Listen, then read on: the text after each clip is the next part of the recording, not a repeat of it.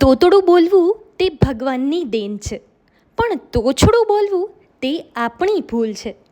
જીભને ઘા લાગે તો તે મટી જાય છે, પણ જીભથી લાગેલા ઘા ક્યારેય મટતા નથી. હસી અને મૌન આ બંને તાકાતવાન હથિયાર છે. હસી તકલીફ દૂર કરે છે, જ્યારે મૌન તકલીફ આવતી જ અટકાવે છે.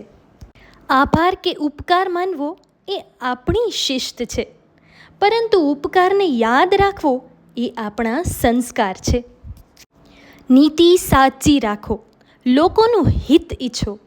કુદરત એક પણ પૈસો ના હોય ને તો પણ તમારું કામ અટકવા નથી દેતો. વિશ્વાસ એક નાનો શબ્દ છે સાહેબ.